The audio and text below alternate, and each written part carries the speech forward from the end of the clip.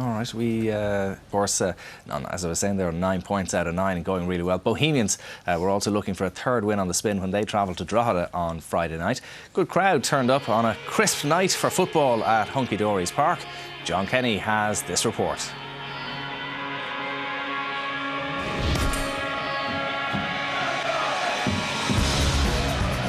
Drogheda saw a lot of the ball early on against the champions and created the early pressure, looking for their first win after a defeat to UCD and last week's draw against Dundalk. 5 minutes in, Brendan McGill's corner was headed just over by Paul Crowley. On the half hour, Joe Kendrick's free was headed on by Alan McNally, but Chris O'Connor saved after initially slipping on his way out. But 2 minutes later, and having soaked up all that Drogheda could throw at them, Bohemians took the lead. Killian Brennan, who was eventually substituted not long after this foul, was brought down. And Paul Keegan floated in the free kick to Jason Byrne, who scored with a twisting header to give Bows a 1-0 half-time lead.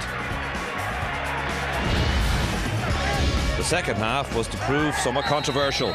John Flood received a booking from referee Neil Doyle after a challenge from Bows centre-half Ken Oman.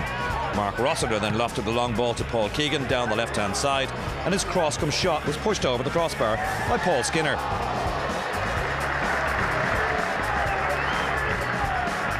Drogheda, however, didn't concede and fashioned a fine equaliser on 64 minutes. Brilliant play by McNally, who was able to tee up his cross, which was headed into the path of Paul Crowley, who struck first time to give Drogheda the equalising score, a goal of real quality by Crowley. Bows thought they had regained the lead with 20 minutes to go as Keegan got clear at the back post, but the former Drogheda player was deemed to be offside by the referee's assistant.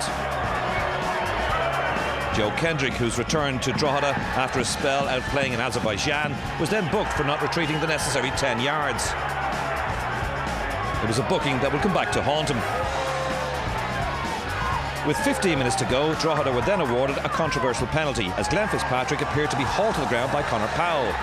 The referee pointed to the spot and booked Powell, only to see the assistant's flag raised for what appeared to be a Drogheda offside.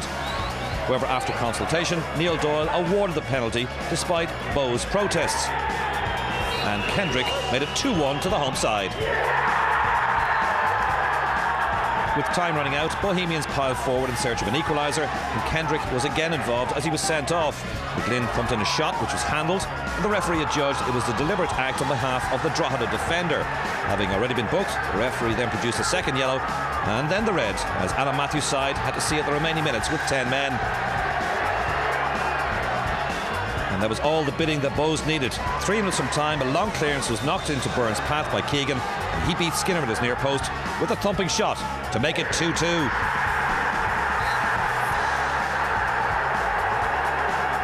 To make matters worse for Drogheda, they were then reduced to 9 players when Flood got his second yellow of the night after this rash challenge.